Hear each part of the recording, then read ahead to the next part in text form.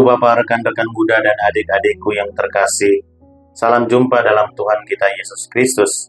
Bersama saya Romo Raffi Uran CSSR dalam renungan hari Sabtu setelah Rabu Abu. Mari kita awali permenungan ini dengan tanda kemenangan Kristus. Dalam nama Bapa dan Putra dan Roh Kudus. Amin.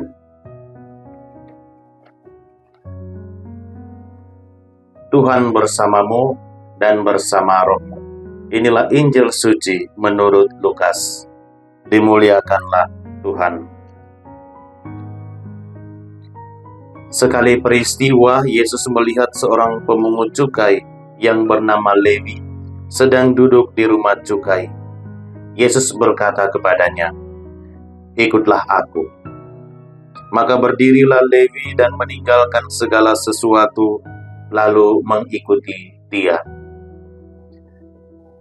Lalu Lewi mengadakan suatu perjamuan besar untuk Yesus di rumahnya. Sejumlah besar pemungut cukai dan orang-orang lain ikut makan bersama-sama dengan dia.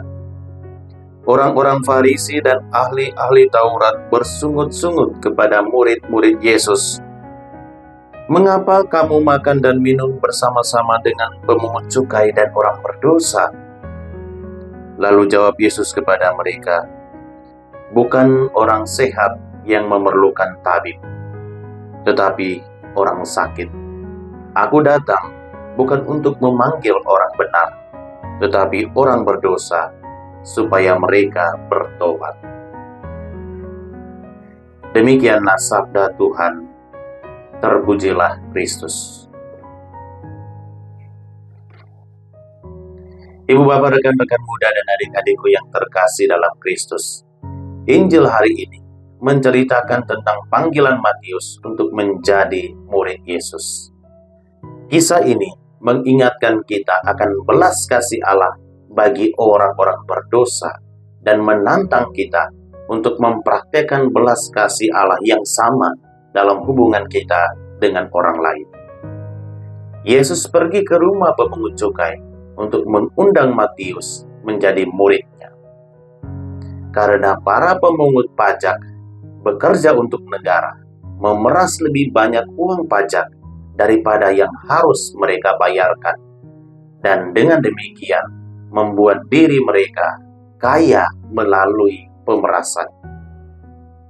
Kerja mereka ini membuat mereka dibenci dan dihina sebagai pengkhianat dan pendosa.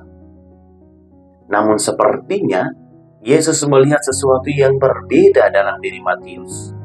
Sepertinya Matius membutuhkan kasih dan anugerah ilahi. Meskipun semua orang membenci Matius, Yesus siap menawarkan belas kasihan. Yesus siap menawarkan pengampunan yang walaupun itu tidak layak diterima oleh Matius. Ketika Matius dipanggil, ia bersedia meninggalkan pekerjaannya karena baginya panggilan Kristus adalah janji keselamatan. Wajar saja bagi Matius untuk kemudian bersukacita atas panggilan barunya itu, dengan merayakannya bersama dengan teman-temannya, makan malam bersama.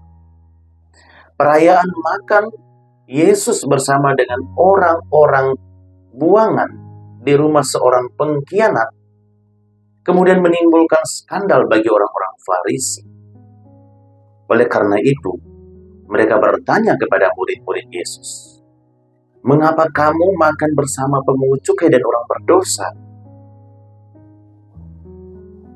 Yesus sendiri kemudian menjawab pertanyaan mereka itu sambil menekankan soal pelayanannya sebagai penyembuhan. Bukan orang sehat yang memerlukan tabib, tapi orang sakit. Aku datang bukan untuk memanggil orang benar, tetapi orang berdosa supaya mereka bertobat. Panggilan seorang pemungut cukai menjadi murid dan pengikut Yesus merupakan kebaikan anugerah dari Allah.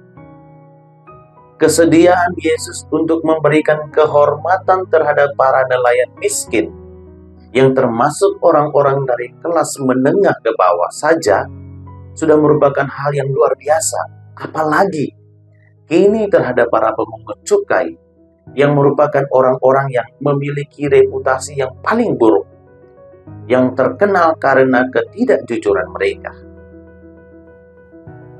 Karena tindakan Yesus untuk membuka dirinya, memanggil dan menerima mereka inilah, maka ia mendapat julukan sebagai sahabat pemungut cukai dan orang berdosa. Anugerahnya itu sungguhlah ajaib. Kebanyakan orang yang bekerja di bidang ini biasanya tidak begitu peduli terhadap agama. Tetapi pemungut cukai yang satu ini justru langsung meninggalkan posisinya di rumah cukai itu demi agama. Padahal kemungkinan besar pekerjaannya itu merupakan sumber penghasilan utama yang selama ini menafkahi kehidupannya dan memberinya kesempatan bisa saja untuk mencari posisi yang lebih tinggi, yang lebih terhormat. Ia meninggalkan segala sesuatu lalu mengikuti Yesus. Ibu, bapak, rekan-rekan muda dan adik-adikku yang terkasih, Yesus memanggil kita untuk satu tujuan, yaitu keselamatan. Yesus telah memanggil kita melalui sakramen pembaptisan kita. Yesus telah mengampuni dosa-dosa kita dan menyambut kita sebagai anggota kerajaan Allah. Dia memanggil kita melalui firman-Nya dan melalui gerejanya untuk menjadi murid-muridnya dan berpaling dari segala hal yang mengalihkan perhatian kita dan menjauhkan kita dari Allah. Maka, marilah kita menjawab panggilan Yesus itu dengan menjadi murid-muridnya yang setia dan tekun dalam mewartakan kerajaan Allah. Matius saja bisa berubah. Saya juga harus bisa. Tuhan memberkati kita semua. Amin. Ibu, bapak, rekan-rekan muda dan adik-adik sekalian senantiasa dilindungi, dibimbing dan diberkati oleh Allah dalam hidup, karya dan pelayanan pada hari ini, dalam nama Bapa dan Putra dan Roh Kudus. Amin.